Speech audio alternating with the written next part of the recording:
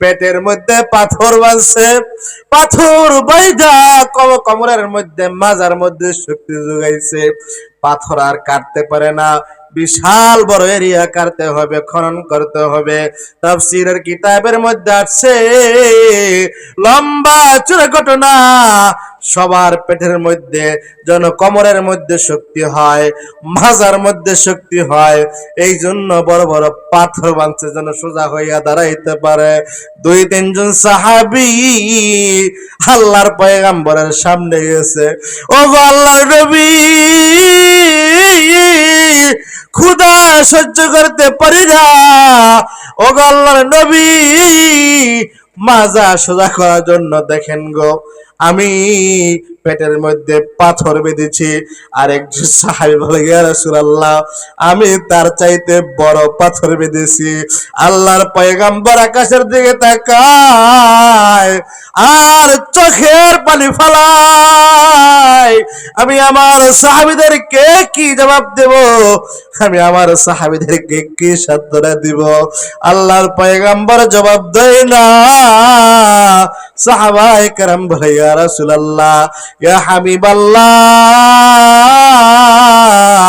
আপনি আমাদের দিকে একটু তাকান, আমাদের পেটটা পিঠের সাথে লাগা গেছে, একটু অন্তরটাকে নরম করে দেন। নবী আমার ধনী ছিল,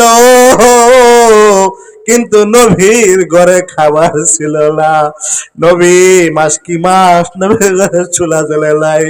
হাসান হোসেন নানাকে এসে বলতো, নানা, দীর্ঘ 3 দিন যাবত কোনো খাবার নাই, দীর্ঘ 1 সপ্তাহ কোনো খাবার নাই।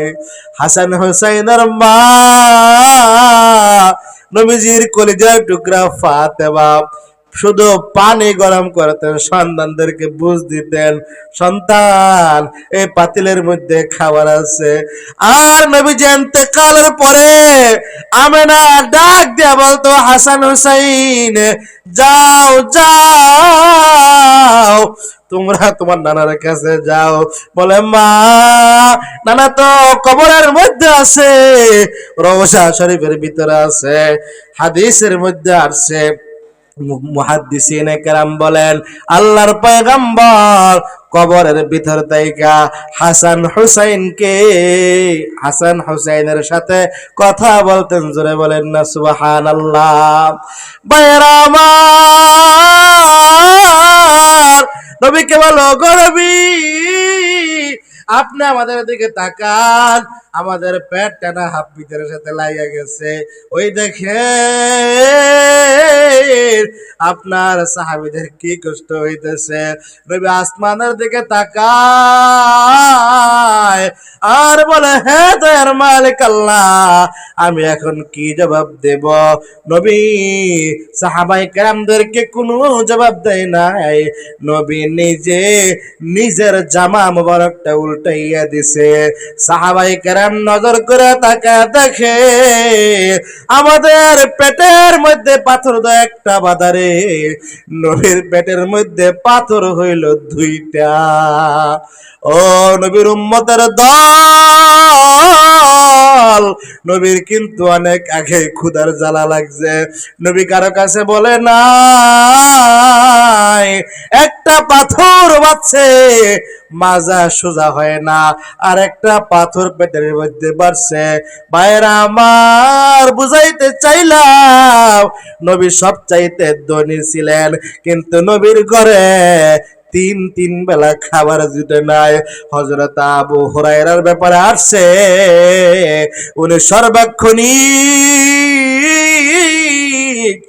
নবীর সাথে থাকতেন, হাদিসরা মুখস্থ করতেন, হাদিস রওয়ায়াত করতেন। ক্ষুধার জ্বালায় উনি রাস্তার মধ্যে গইরাগড়ি করতেছে। এলাকার মানুষ ডাক দিয়া বলে, তোমার মির্কি ব্যারাম হয়েছে।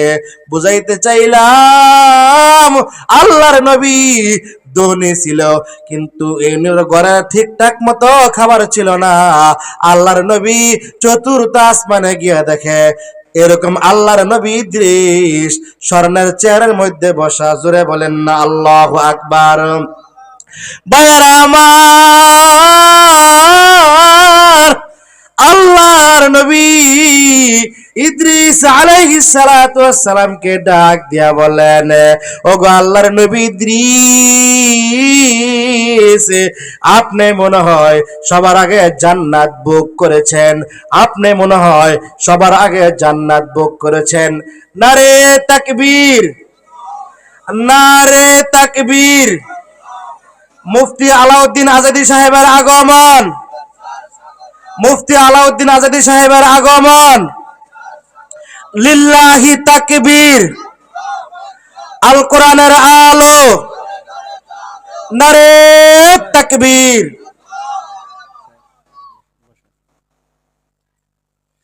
ভাইয়েরা আমার, আল্লাহর নবী বিশ্ব নবী মুহাম্মদুর রাসূলুল্লাহ সাল্লাল্লাহু আলাইহি সাল্লাতু ওয়াস সালাম ডাক দিয়া বলেন, ওগো আল্লাহর নবী ইদ্রিস,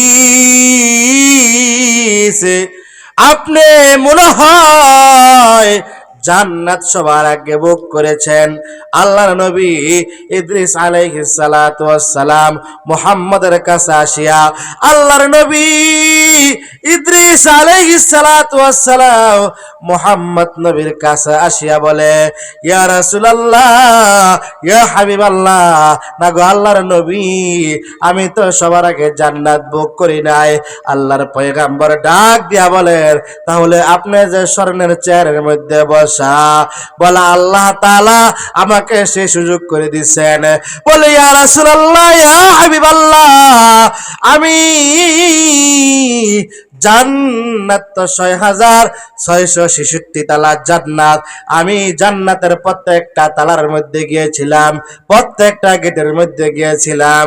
ওই গেটের মধ্যে লেখা মুহাম্মদ, এবং মুহাম্মদের আগে কেউ জান্নাতের মধ্যে প্রবেশ করতে পারবে না। মুহাম্মদ মিদু হামদু খুদা বস্ত, খুদা হামদু মুহাম্মদ মুস্তফা বস, জাহাত কে হে রবুবিয়ত খুদা কা, वहाँ तो के है নবুবিয়ত নবী মুস্তফা কা। এই জন্য নবীর উম্মত হইয়া খুশি না বেজার? খুশি না বেজার? অনেক খুশি হইয়া নামাজ পড়ন লাগবো না সারণ লাগবো? কয়েক তো একদিন না 2 দিন। ওয়াবুদু রাব্বাকা হাত্তা ইয়াতিয়াকাল ইয়াকিন। জোরে বলেন না আল্লাহু আকবার। মৃত্যু পর্যন্ত নামাজ পড়তে হবে, রাজি আছি তো ইনশাআল্লাহ? নারে তাকবীর। আল কোরআনের আলো ঘরে ঘরে জালো। আজকের মাহফিল সফল হোক, সফল হোক। আমাদের মুরব্বীর সামনে বসা হাফেজ মাওলানা মুফতি আলাউদ্দিন আজাদী হাফিজাহুল্লাহ, উনি আমার মুরব্বী, আমাকে ছোটকাল থেকে দিক নির্দেশনা দিয়ে আসছেন। আরো আপনারা খুশি হবেন যে উনি নারায়ণগঞ্জ জেলার শানে সাহাবা জাতীয় খতিব ফাউন্ডেশনের জেলা সভাপতি। জুড়ে বলেন আল্লাহু আকবার। শানে সাহাবা জাতীয় খতিব ফাউন্ডেশন এমন একটি সংগঠন, মসজিদের ইমাম সাহেবদেরকে যখন মসজিদের মধ্যে রাখা হয় তখন অনেক যাচাই বাছাই করে রাখে। জোরে বলেন। যখন বিদায় করে দেওয়া হয়, ফজরের নামাজ পড়লে জোহরের নামাজের সুযোগ দেওয়া, জোহরের নামাজ পড়লে আসরের নামাজের সুযোগ দেওয়া হয়? দেওয়া হয় না। শানে সাহাবা জাতীয় খতিব ফাউন্ডেশন এমন একটি সংগঠন, যেই সংগঠন সারা বাংলাদেশে মজলুম ইমাম খতিব মুয়াজ্জিনদের অধিকার নিয়ে কথা বলেন, মজলুম ইমাম খতিবদের পাশে থাকেন, আলেম ওলামাদের পাশে থাকেন। আমাদের এলাকায় আমরা যারা আছি অনেকে অনেক রাজনীতি করি, এই দল করি সেই দল করি, কিন্তু আল্লাহর এই বান্দা উনি এমন এক দল করেন যে দলে থেকে উনি মজলুমদের কথা শুনেন, মজলুমের চোখের পানির ভাষা বুঝেন, মজলুম ইমাম খতিব মুয়াজ্জিনদের অধিকার নিয়ে কথা বলেন, আলেম ওলামাদেরকে সেবা দিয়ে থাকেন। আল্লাহ তাআলা যেন হযরতের এই খেদমতটাকে কবুল করে নেয়। সকলে বলেন আমিন। হযরত চলে আসছে, আলোচনা করবেন। আপনারা যারা বাহিরে আছেন মেহেরবানি করে চলে আসেন। আজকের মাহফিলের বিশেষ মেহমান উনি আপনাদের সামনে আলোচনা করবেন। আপনারা সবাই চলে আসেন ইনশাআল্লাহ।